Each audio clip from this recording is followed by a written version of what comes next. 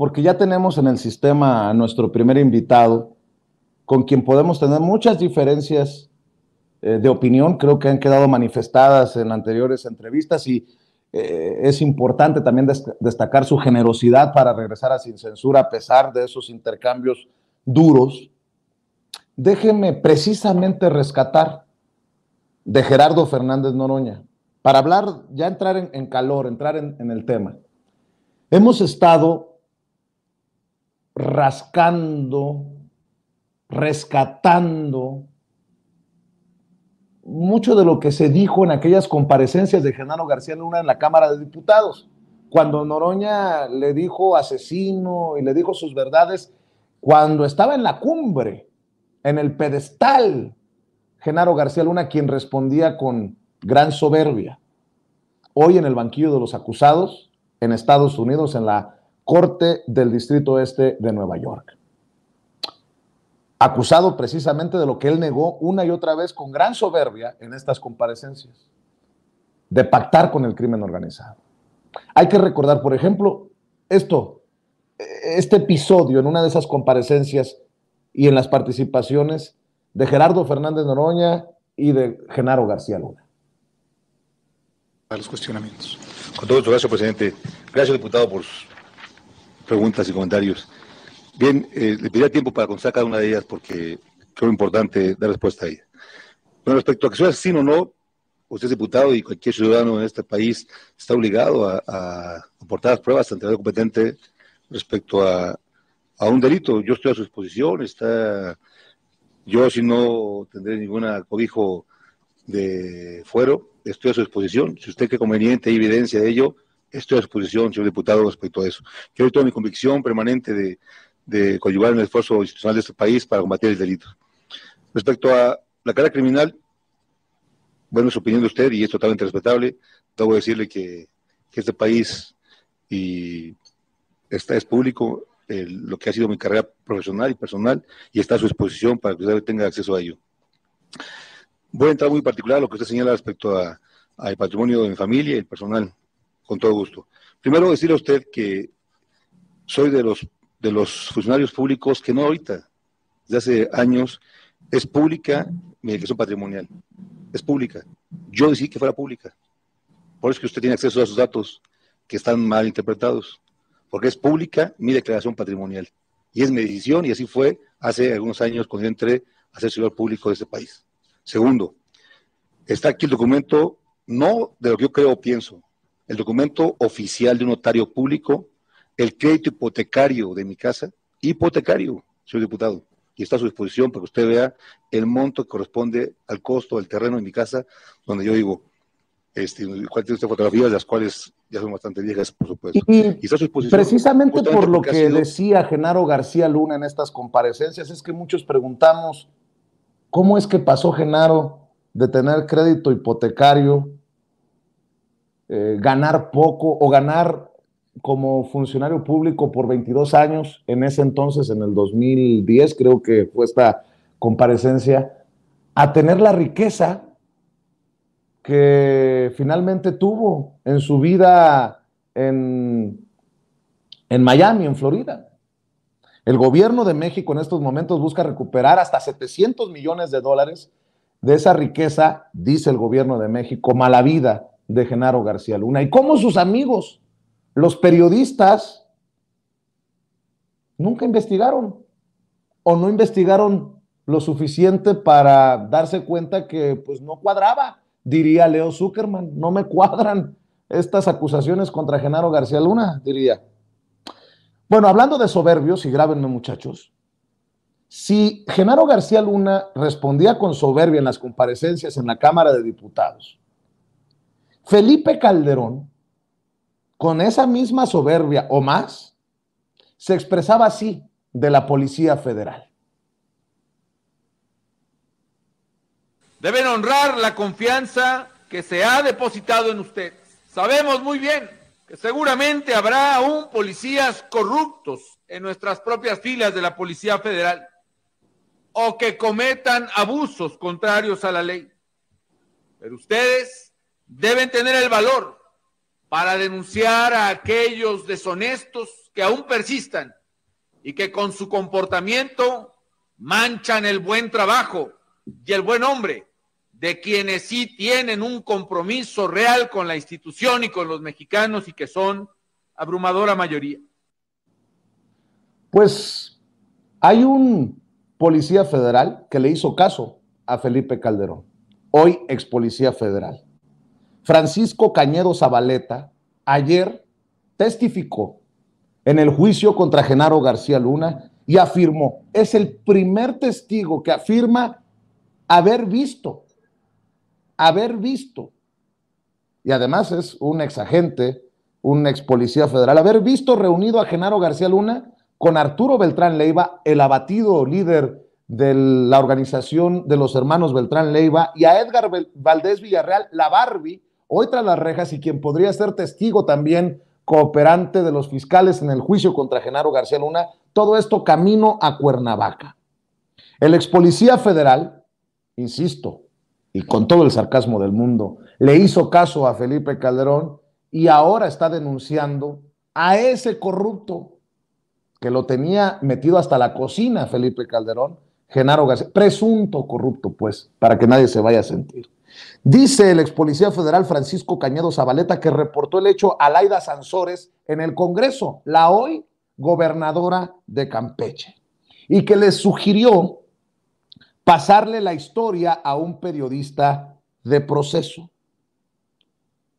Yo ayer le escribí a Ricardo Ravelo, sacando cuentas de cuando estuvo en la revista Proceso y cuando ocurrieron las cosas, y le preguntaba a Ricardo, ¿eres tú ese periodista al que buscaron para contarle la historia? Y le agradezco mucho a Ricardo Ravelo, experto en estos temas, que nos tome esta comunicación para hablar sin censura. Ricardo, buenos días, gracias por tomarnos esta comunicación. Muchas gracias a ti, a la orden. Ricardo, tú eres el periodista al que buscaron en la revista Proceso para contarle esta historia que ayer surge en el juicio contra Genaro García Luna. Mira, te puedo dar algunos detalles. Yo hablé con Laida Sansores. Yo estaba en aquel momento, cubría la fuente de justicia, seguridad y justicia, las procuradurías y obviamente la Secretaría de Seguridad Pública. Y con frecuencia visitaba yo las comisiones de seguridad, tanto del Senado como de la Cámara de Diputados. Yo estaba trabajando un reportaje que me dieron la orden de trabajo en la revista sobre toda la red de complicidades de García Luna y el cártel de Sinaloa. Entonces, en la búsqueda de evidencias y datos, me reuní con un grupo de agentes federales de la extinta AFI, que estaban, en ese momento tenían problemas en la Secretaría de Seguridad porque los habían despedido, los habían suspendido. Le atribuían a García Luna estar haciendo en ese momento una limpia en la Secretaría de Seguridad Pública, pero ellos decían que lo que se estaba haciendo era desplazar a los policías con oficio y con experiencia para incorporar a jóvenes sin experiencia, porque así se favorecía a los intereses del cártel de Sinaloa, que en ese momento se le estaba dando protección. Y entonces en aquella reunión, uno de los agentes me comentó que te habían entregado una carta a la Comisión de Justicia de la Cámara de Diputados, donde denunciaban las anomalías en la Secretaría de Seguridad Pública.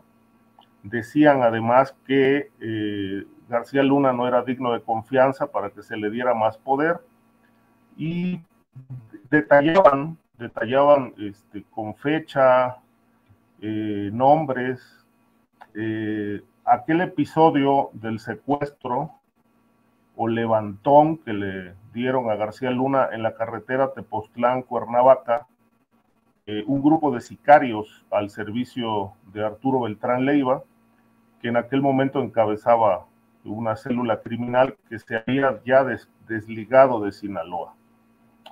Y en esa carta, pues aportan los pormenores de lo que ocurrió. Cuentan que García Luna fue interceptado y que en ese momento lo llevaron a una casa de seguridad donde lo estaba esperando Arturo Beltrán. También estaba el Grande, estaba Edgar Valdés Villarreal y otros miembros de ese grupo criminal. Y uno de los policías pues narra que lo que escuchó o que supo por un tercero, lo que se habló en ese encuentro fue que Arturo Beltrán le recriminó a García Luna por qué no estaba cumpliendo con los acuerdos. En concreto, le reclamaba que el apoyo se lo estaba dando al Chapo Guzmán y al Mayo, y que los acuerdos que había sostenido con él, que habían cerrado con él, pues no se estaban cumpliendo. Y entre otras cosas, pues le dijo algo así como, ya ves qué fácil es llegar a ti, solamente mandé a traerte para preguntarte si vas a cumplir o no con lo que tenemos pactado. Ahí pues se dio una charla bastante larga, hablan de más de 2 o 3 horas, y al término de esta, García Luna fue llevado nuevamente a donde se habían quedado sus escoltas y regresó a la Ciudad de México. Más o menos son los pormenores de aquel documento. Déjame preguntarte nuevamente. Tú fuiste el reportero, el periodista de Proceso, al que buscó el ex policía federal Francisco Cañedo Zabaleta, quien ayer confirma en el juicio contra Genaro García Luna haber visto reunido a García Luna con Arturo Beltrán Leiva y la Barbie camino a Cuernavaca. No, yo no me reuní con él, ni fui llamado exprofeso para eso. Es decir, simplemente me reuní eran como 6 agentes, exagentes en aquel momento. No recuerdo si estaba o no Francisco Cañero. En realidad yo platiqué como con 6 exagentes y uno de ellos fue el que aportó documentos, quejas, denuncias que habían hecho sobre la situación que estaban viviendo en la Secretaría, y luego me contaron este episodio de Tepoztlán y me entregaron la carta fue entregada, tenía el sello recibido de la comisión. El evento ocurrió en octubre de 2008 y ese reportaje yo lo publiqué en el número 1672 de la revista Proceso, en su edición del 16 de noviembre de 2008, y está titulado Vínculos de García Luna, el Mayo. Ese es el texto que publiqué, pero solamente quiero precisar, es decir, yo nunca fui llamado específicamente para entregarme ese documento, ni por Laida Sansores, ni por Francisco Cañero. Simplemente fue parte de una labor cotidiana reporteril, donde pues me reuní con los agentes, y ellos contaron ese episodio y entregaron documentación, entre ellos la carta que estoy refiriendo. Si me permites, así como hemos reconocido a Gerardo Fernández Noroña por haber confrontado en aquellas comparecencias a Genaro García Luna, hay que también recordar lo que dijo Laida Sansores cuando era legisladora en una de estas comparecencias. Le agradezco a cuentas en redes sociales como la de Chicción que rescaten precisamente de las benditas y malditas redes sociales, de las videotecas, estas declaraciones que en este contexto del juicio contra Genaro García Luna y de lo que te estamos preguntando, creo que resultan muy valiosas. Vamos a ver, escuchar, David. Hoy hay un acusado, Edgar Valdés, la Barbie, que también lo denuncia. y su declaración tiene tanto peso, y eso sí le quiere decir, como la de los testigos protegidos que usted utilizó. Senadora, perdóneme que la interrumpa. Permítame. No, perdóname, senadora, es que en términos del acuerdo correspondiente que ha sido leído para todas y todos ustedes, y que el secretario lo leyó al inicio de esta comparecencia, solamente se concede el uso de la palabra para referirse al tema de las 4 recomendaciones de derechos humanos que fueron establecidas por la mesa directiva. Por eso le pido, con todo respeto, a nombre de ambas comisiones, que solo se constriña a los temas referidos. Tiene que ver, senador. Adelante, sea senadora. Respetuoso. Tiene que ver, porque creo que aquí los ciudadanos estamos muy lastimados por la actuación de la Secretaría de Seguridad. Y si no se ha podido combatir la delincuencia organizada, es porque aquí la ciudadanía cree, ¿verdad?, que el cártel más poderoso de la delincuencia organizada está dentro de la Secretaría de Seguridad Pública, y que quien la encabeza es el señor que está aquí presente. Por eso es que sí se debe de investigar esta denuncia, como lo han dicho todos, varios senadores de aquí, de diferentes partidos. Esto es muy grave, pero si se le dio toda la credibilidad a testigos protegidos como el Pitufo para llevar a la cárcel al comandante Valle y a otros generales, ¿por qué no darle también toda la importancia y toda la validez a los comentarios que hace una persona dando rostro, dando firma, y desde un penal donde él controla? ¿Cómo ves, Ricardo Ravelo, este caso de Genaro García Luna? En esta encrucijada nos encontramos, ¿no? Genaro García Luna, que tanto utilizó a testigos protegidos, incluso al propio Grande, a el Grande, que era testigo protegido de las autoridades cuando Genaro García Luna era el mandamás en el sexenio de Felipe Calderón, es el que ahora se convierte en testigo contra precisamente García Luna. ¿Qué piensas del juicio, en lo que se ha visto y en lo que se ha dicho? Sí, mira, ese de llamar la atención que sea el sexenio en el que más capos mexicanos fueron extraditados a Estados Unidos fue el de Felipe Calderón.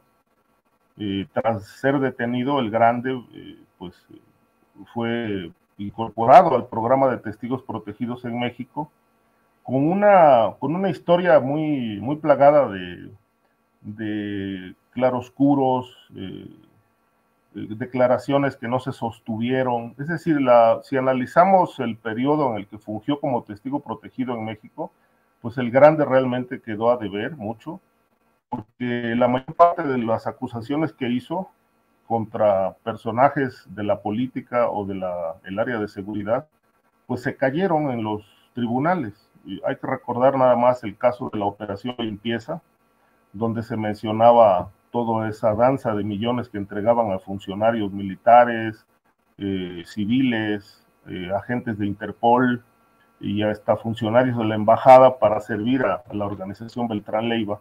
Pues todo aquello donde testificó el Grande, pues no se sostuvo en tribunales, porque todos los funcionarios terminaron libres. Incluso la procuradora de entonces, Marisela Morales, fue acusada de fabricar expedientes con testimonios falsos. Y ahora varios de estos personajes, entre ellos pues el Grande, seguramente veremos a Edgar Valdés Villarreal también testificar en el juicio, pues están dando cuenta de las relaciones que tejieron con García Luna en el sexenio de Felipe Calderón, y están señalando también pues las sumas millonarias que le entregaron para recibir a cambio información privilegiada, protección para el trasiego de drogas. Sin embargo, yo me pregunto algo, ¿dónde está el dinero de García Luna? ¿Dónde está la fortuna de este funcionario al que le entregaron millones de dólares por protección al tráfico de drogas? Yo creo que está faltando esa evidencia. No es suficiente con señalarlo, con acusarlo, sino que hay que presentar las evidencias. ¿Dónde está esa gran fortuna? ¿Está en paraísos fiscales? ¿Está invertida? ¿Está en cuentas bancarias? ¿Quién la tiene? Yo creo que esta es la gran tarea del actual gobierno mexicano y obviamente de Estados Unidos, rastrear a nivel internacional dónde están esas sumas multimillonarias en dólares que le entregó el cártel de Sinaloa.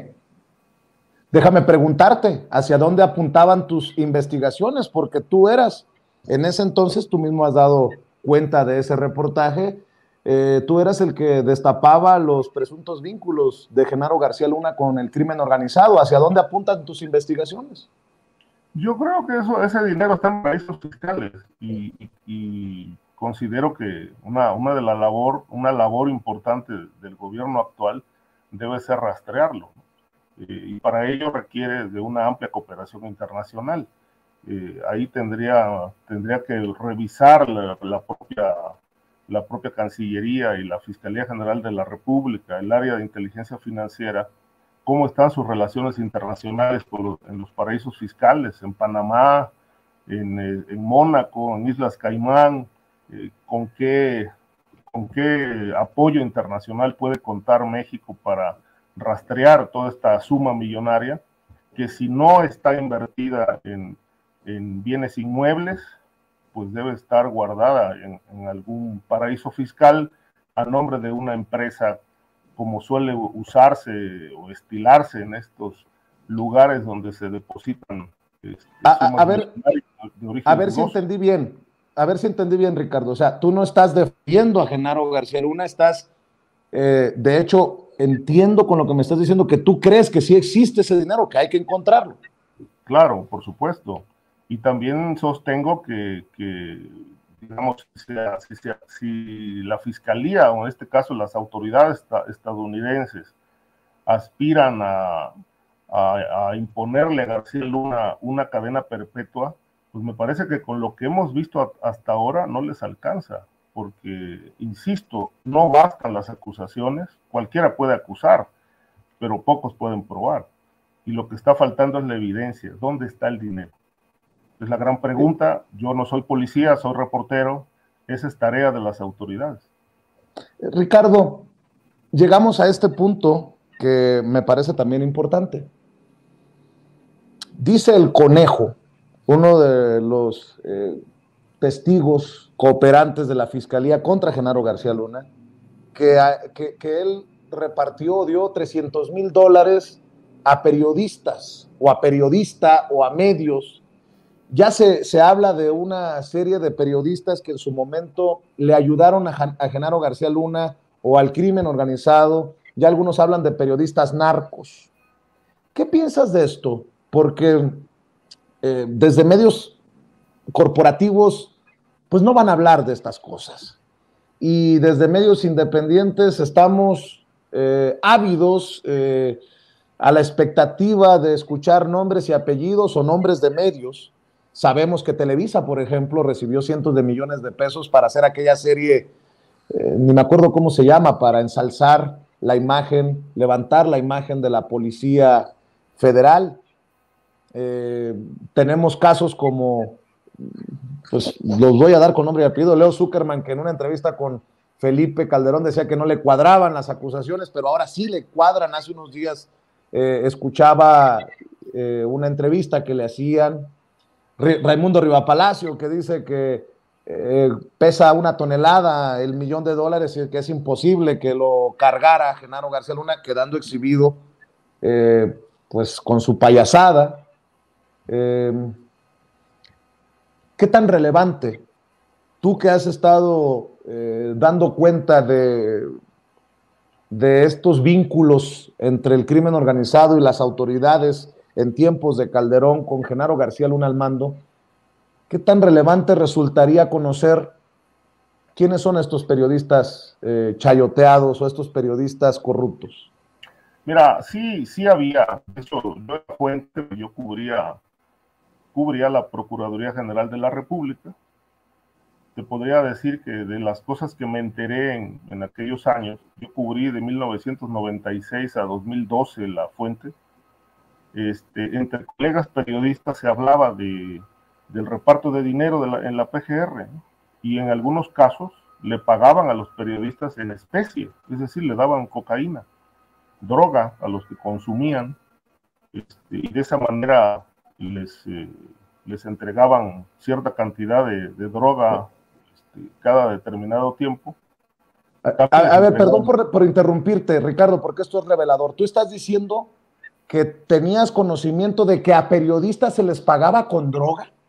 Sí, sí, trascendió eso entre colegas periodistas.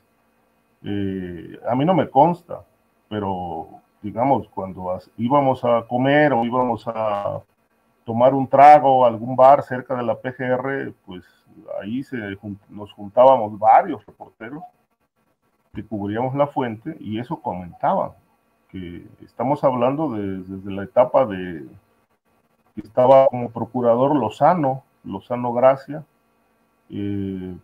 después en la etapa de Jorge Madrazo, más o menos fue la etapa de donde funcionarios de la PGR, estoy hablando de que los procuradores de entonces lo hacían, algunos funcionarios, incluso comandantes de la Policía Judicial Federal, que en aquel momento estaba vigente, le entregaban a los reporteros no solamente dinero, les entregaban sobres con droga, según estos comentarios que escuché durante esa etapa que cubrí la fuente. Ahora, en la etapa de García Luna, también había reporteros al servicio de él, y obviamente muchos de los nombres que tú mencionas, pues aparecían como personajes ligados a este funcionario, que se prestaban a todo, se prestaban a denostar a otros reporteros, se prestaban para ensalzar y adular a Genaro García Luna, quien incluso, hay que decirlo, se ocupó muchísimo de lavar su imagen, porque además tenía aspiraciones presidenciales. Él estaba construyendo un proyecto político personal y para ello necesitaba construir una imagen de superpolicía. Obviamente Televisa le ayudó mucho, eso hay que decirlo, y para ello pues pagaban muchísimo dinero a medios para llevar a cabo este lavado de imagen y posicionar la imagen de García Luna como un superpolicía, y obviamente, bueno, era también ir en contra de todos estos reportajes que apuntaban a que el cártel de Sinaloa había comprado una Secretaría de Estado, en este caso la Secretaría de Seguridad Pública. Déjame preguntarte por lo que tú has reporteado, lo que has publicado. ¿Tú fuiste blanco de esos ataques de Genaro García Luna? Sí, fui amenazado 3 o 4 veces, tuve que salir del país precisamente por amenazas de muerte. En concreto, eso fue lo que yo viví en esa etapa, ¿no? En una ocasión me llamaron a casa, me llamaron a un número telefónico que solamente usaba la señora del servicio para pedir las cosas al súper, y por ahí entró una llamada donde me amenazaron de muerte, precisamente por un reportaje que publiqué de la detención del Mayo Zambada, una detención que terminó frustrada porque el Mayo Zambada pagó para que lo liberaran. Eso, por ejemplo, el uso de testigos protegidos que mentían y cómo Marisela Morales se prestó a todo esto. Ese fue un reportaje que trajo como consecuencia una amenaza de muerte, y yo tuve que salir un tiempo del país. Luego vino otro intento de difamación, donde pusieron a declarar al Grande en mi contra, precisamente después de que publiqué un reportaje en el que doy cuenta del encuentro que sostuvo el Grande con Felipe Calderón en un bautizo en la ciudad de Torreón, Coahuila. Cuando publiqué aquello, pues le solicitaron al Grande declarar en mi contra. Entre otras cosas, dijo que me había pagado $50,000 para que la revista Proceso ya no publicara nada en contra de él, lo cual resultó totalmente falso. pero fue una maniobra sucia, un golpe bajo orquestado por la PGR, Televisa y la Presidencia de la República, entonces encabezada por Felipe Calderón. Lo que se supo después, y este es el dato me parece más relevante, que fue el complemento de aquello que yo publiqué. Yo solamente publiqué el encuentro del Grande con Felipe Calderón, en ese bautizo donde tanto Felipe Calderón como Margarita Zavala fueron padrinos de la hija menor del senador Anaya Llamas, ex candidato al gobierno de Coahuila, y lo que siguió el año pasado, un complemento de esta historia, la publicó Jesús Lemus en el libro El Licenciado. El Grande le contó a Jesús Lemus en la prisión de Puente Grande, donde Lemus fue encarcelado por Felipe Calderón, precisamente cuando denunció cómo recibía dinero la hermana Cocoa por parte de la tuta. Ahí Lemus platicó con el Grande y el Grande le contó cómo se fraguó el proyecto de llevar a García Luna a la Secretaría de Seguridad Pública, y cuenta que ese acuerdo lo tomó Ismael El Mayo Zambada, el propio Sergio Villarreal Barragán, Arturo Beltrán Leiva, y que a él lo encomendaron, al Grande le encomendaron la labor de acercarse a Felipe Calderón. El Grande buscó al senador Anaya Llamas, lo conocía porque un hermano del Grande estuvo casado con una hermana de Anaya Llamas. Entonces, según cuenta Lemus, con base en el testimonio del Grande, Villarreal le llamó a Anaya y Anaya lo invitó al bautizo. Y ahí, según Lemus, se hizo el planteamiento del cártel de Sinaloa de que el viejo conocido suyo, García Luna, fuera nombrado secretario de Seguridad Pública. Y dice Lemus que a cambio de ese favor, el presidente Calderón recibió sumas descomunales en dólares como pago por el nombramiento de García Luna. Y eso explica, según Lemus, por qué García Luna nunca fue destituido de la secretaría. Ese fue el acuerdo sexenal entre el gobierno de Felipe Calderón y el cártel de Sinaloa. Ricardo, digo, aprovechando que estamos hablando de estas cosas y tú eres generoso con tus respuestas sobre este caso, yo hablo de personajes que para mí resultan extrañas sus defensas de Genaro García Luna. Carlos Marín, Ciro Gómez Leiva, Carlos Loret de Mola, Leo Zuckerman, Raimundo Riva Palacio. ¿Tú te has preguntado quiénes serán los que salgan embarrados en esto? Tú mencionas a Televisa, de cómo le ayudó a limpiar o tratar de limpiar su imagen a Genaro García Luna con mucho dinero. Tú tienes tu propia lista. Tú has dedicado tu vida a especializarte en estos temas. Y seguro estoy que tú tienes tus ideas de quiénes son esos a los que se refieren, asumiendo que lo que dicen los testigos es verdad. ¿Quiénes son los corruptos desde los medios de comunicación, de acuerdo a Ricardo Ravelo? Mira, por supuesto que conocemos, ¿no?, quiénes son. Lo que sí creo que sería irresponsable de mi parte señalar nombres, sin tener pruebas. Y si yo voy a mencionar a alguno de los reporteros, o periodistas, o columnistas, o dueños de medios, es porque tendría en mis manos un documento, una declaración, un cheque o un depósito, pero no lo tengo, de tal manera pero, que... pero de algo tú sí tienes, Ricardo, que es la experiencia. Tú estabas en ese entonces en medio del merequetengue, de la cobertura. Ellos hablan de que le pagaron a un periodista para que se diera a conocer el arresto, que hoy sabemos también se realizó por parte de pistoleros disfrazados de elementos del Asiedo, del rey Zambada, el hermano del Mayo Zambada. ¿quién fue el que reventó la noticia? ¿Qué medio fue el que dio la noticia? ¿Tú lo recuerdas? Mira, se publicó en varios. En realidad yo no sé quién es el reportero, lo mencionó el testigo. Hablan de un periodista que sería el enlace entre el cártel de Sinaloa y la prensa, pero no refieren el nombre.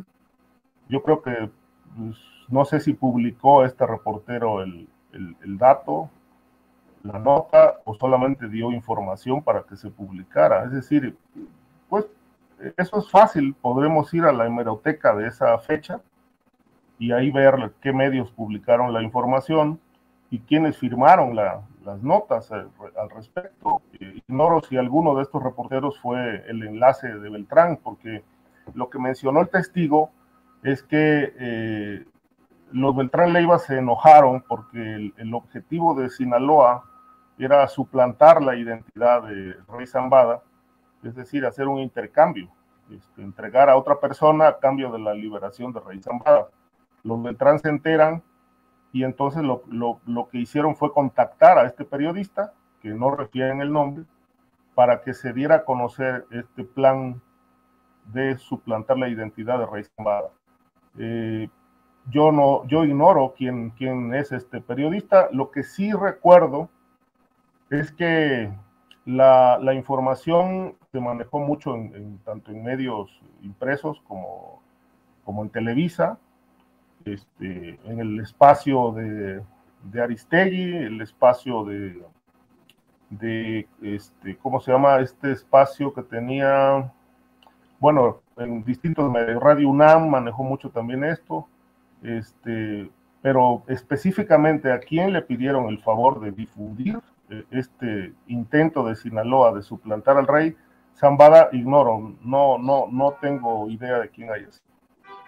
Déjame para cerrar, y espero que yo soy muy claro, creo que lo hemos demostrado aquí, que podemos no estar de acuerdo en muchas cosas, pero creo que es importante también que tu voz se escuche sin censura, y espero que sea una de muchas otras oportunidades que tengamos de conversar en estos días del juicio contra Genaro García Luna. Dos cosas, si me permites, para cerrar. Sí. Hay testimonios, me dice un contacto de inteligencia militar, que también evidencias, de la participación de Galván, el secretario de la Defensa Nacional en tiempos de Calderón, también en esta mafia desde el poder, que Galván también recibía sobornos. ¿Qué piensas de esto? Porque esto ya lo eleva a otro nivel. Una cosa era policías involucrados con el crimen organizado. Otra cosa era el secretario, el secretario de Seguridad Pública con la ayuda de Cárdenas Palomino y todos estos personajes que se le mencionan. Pero ya que el secretario de la Defensa Nacional, Galván, también haya recibido sobornos, ¿qué piensas de esto y qué sabes de esto? Mira, al respecto te puedo decir, en su momento no tuve en mis manos información directamente de Guillermo Galván, pero sí se llevó a cabo una investigación precisamente en este maxiproceso llamado la Operación Limpieza, donde altos mandos militares del área de inteligencia fueron cooptados por el Mayo Zambada. El Mayo Zambada tenía informantes dentro de la Secretaría de la Defensa Nacional, específicamente la área de inteligencia, que le reportaba a él operativos, acciones de la DEA, y tenían otro informante en la Embajada Norteamericana, que también servía de enlace para entregar información sobre las operaciones de la DEA en México en contra del cártel de Sinaloa.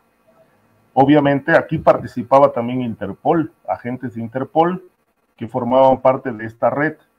Estaba Garay Cadena, que era funcionario de la Secretaría de Seguridad Pública, era subsecretario con García Luna, y otro personaje también de la Secretaría, que fue asesinado en un Starbucks de la Colonia del Valle, toda esta gente servía al Mayo Zambada, y obviamente había militares que estaban en la CIEDO, el área de investigación contra el crimen organizado, que fueron acusados y encarcelados. Precisamente en aquel momento se dijo que recibían $500,000 del cártel de Sinaloa a cambio de información, información sobre operativos, investigaciones, cateos y persecuciones. Siempre estaban alertados los hombres de Sinaloa por altos mandos, tanto militares como civiles, de la Serena, CIEDO, Interpol y funcionarios de la Embajada de Estados Unidos. Para cerrar, tú publicas aquella reunión del Grande en un bautizo con Felipe Calderón, que de alguna manera confirmaría que Felipe Calderón miente cuando dice que él no sabía, que él no escuchaba, que él no veía, ¿no? Tengo un contacto que por mucho tiempo me ha insistido en esto, y te lo pongo sobre la mesa para ver si tú puedes confirmar o sabes de esto. Una presunta visita del Grande y de por lo menos uno de los hermanos Beltrán Leiva a Los Pinos, que altos jefes militares del Estado Mayor Presidencial podrían haber confirmado esa reunión directamente con Felipe Calderón en tiempos de su presidencia, que habría evidencias, me dice esta persona, de que también estuvieron en la Secretaría de la Defensa Nacional los capos, reunidos precisamente con el general Galván, que han señalado estas fuentes que si se revisaran las cámaras de la Secretaría, se hubiera visto cómo entraban y salían. ¿Tú sabes algo de esto, Ricardo? ¿Te han comentado? Porque ha sido muy insistente este contacto que tengo en una posible reunión en los mismísimos Pinos en tiempos de Felipe Calderón. Mira, se me hace, no sé, es un poco fantástico esto de reuniones entre entre Capos y Calderón en Los Pinos. No descarto que esto haya ocurrido, pero no en Los Pinos. Digo, el antecedente de cómo fue infiltrada la presidencia de la República lo vimos con Vicente Fox, cuando tronó el caso Nahum Acosta, el jefe de giras presidenciales, que era amigo cercano, socio y cómplice de Arturo Beltrán Leiva. Este personaje, pues sabemos que fue destituido, enjuiciado y luego puesto en libertad, y hace unos 10 años era jefe de prensa del Ayuntamiento de Agua Prieta. Es el dato que hay, y de aquello, digamos, lo que te puedo decir es que agentes de la DEA me comentaron entonces que tuvieron una reunión con el entonces titular de la PGR, que era el general Macedo de la Concha, precisamente cuando descubrieron el nexo de Nahum Acosta con Arturo Beltrán, y que obviamente la labor de Nahum Acosta era pasar información del presidente a los miembros de la célula Beltrán Leiva. Le solicitaron los agentes de la DEA al general Macedo de la Concha intervenir los teléfonos de la Presidencia de la República, incluidos los teléfonos de Vicente Fox, el entonces presidente, para poder conocer de qué tamaño era la infiltración, porque ellos no se conformaron con el hecho de que Nahum Acosta haya sido destituido. Ellos pensaban y tenían información de que más funcionarios cercanos al presidente que trabajaban en la oficina en Los Pinos eran informantes de los Beltrán Leiva. Y obviamente esto lo platiqué también en su momento con José Luis Santiago Vasconcelos, y me confirmó precisamente eso, lo que la DEA les había solicitado. Obviamente me dijeron que Macedo de la Concha se negó a proceder a la intervención de los teléfonos, y a partir de la destitución de Nahum Acosta, pues ya la investigación quedó totalmente cerrada, ya no se investigó a nadie más. Yo te agradezco, Ricardo Ravelo, por compartir esta información y llegar a este a esta oportunidad de información para la audiencia de Sin Censura. Espero que sigamos en contacto y bueno, pues eso, agradecer tu generosidad y no sé si te quieras despedir invitando a las miles de personas que están conectadas en estos momentos a tus redes, a tus trincheras, a tus espacios, ¿en dónde te encuentran? Mira, yo estoy en mi Twitter, es la única red que manejo, @rravelo27, y también me pueden seguir cada semana, los viernes, en el portal sinembargo.mx, donde tengo una colaboración semanal. Yo te agradezco, estamos al pendiente, Ricardo Ravelo, gracias. Gracias, buenos días. Buenos días, Ricardo.